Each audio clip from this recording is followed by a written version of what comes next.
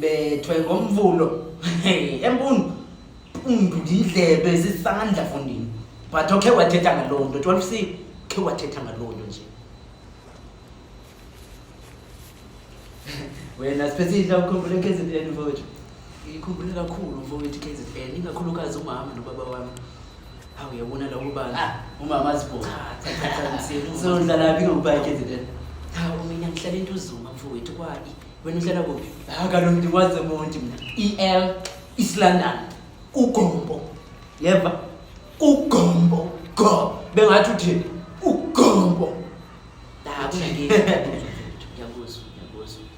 yazi mina ngicingibani ngizoba zithomino Annelise ngiyake ukufuna umthanda izinto ufuna uzifakisa nakomisi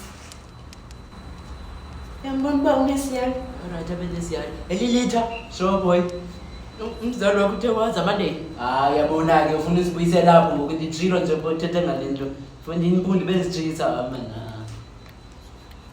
sindibe lapho mamdika lo yona edibeli lapha fondini sibuyisele bheki ngokulonje kudala nesijeki befumana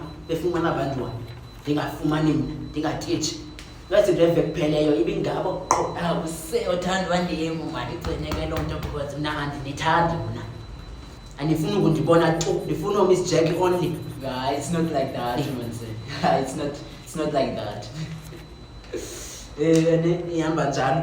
ke xa iwits not like that can improve into zakuthi nansi test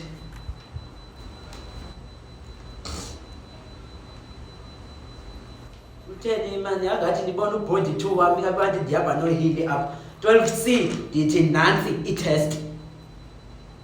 ndandizongena apha ngalamini ndiza kulwa nomisi apha ngenxa yeperiod ndathi nditshilo kundathi ewe xa ningandifundi kunjalo nansi test nokubani isiphi isifundo economics apha tishara kunini ndizohlala ngithethe uba mna ndidibane nento zikaqobo into zika-immediate effect andidibane ifuni ezanto mna but sekangosixelele nasedruphini kaWhatsApp si-surprise le test mani bantwana ndini andidiva nabanditsho kunto uba ndithi si-surprise minero surprise yetest minero ungasinika isurprise yokutya okanye ye-free period test minero minero so uthetha uba andizobhala ke ngoku because ndifuna nitsho kwa-eli mna uba andizobhala ndizofaka u-0 phaa because ixesha lokucengana no-grade 12 mna andinalo nizawubhala le test okanye thini into yeni tishara ke ngokuAnnelise nawe uyayeka ndimndedwa ndim ozobethwa ivuti xa sivana ngetwenye kaloku ayitshilo nto besizitshomi banonaba itshomi yakho naAnnelise hayibo 30 minutes left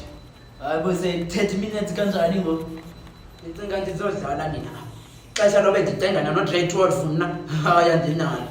dala ndanibetha abantwana bam ndizawuphukelwa zingalo ngoku zizawuthi zingasebenzi yonyele ithi nalelo xesha ke ngoku ndithe 30 minutes left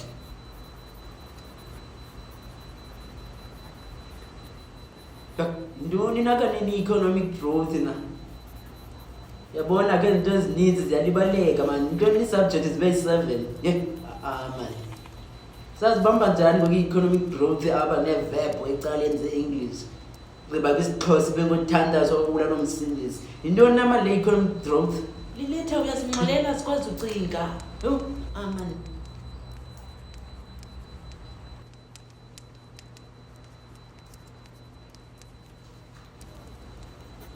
kwakuthiwa yintoni nale economic growth na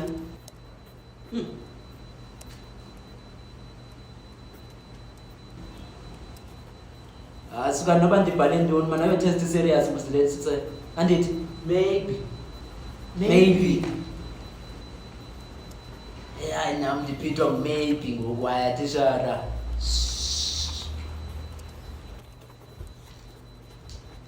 ndazi noba funeka ndinyuse isantyana apha ekubetheni 15 minutes left ndazi noba funeka ndinyuse isantyana apha ekubetheni wazingathi zange kutitshwe mani ndithe 15 minutes left 15 minutes left 15 minutes left hayi bo ndingekabhali nedate tishara salibele idate kodwa kuthiwa 15 minutes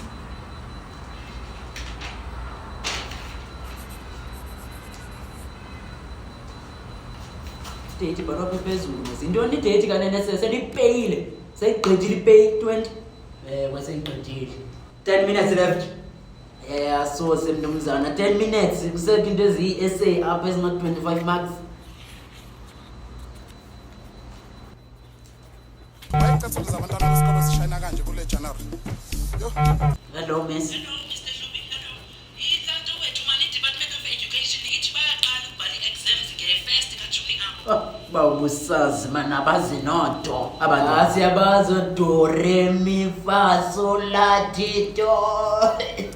oh Uya la ulithi. Okay. Wesi bayabhala. Hayi miss man. Okay, bye-bye. hayi bo why utitshala ezawuthi maziqokelelwe ngusiphesihle engatsho kum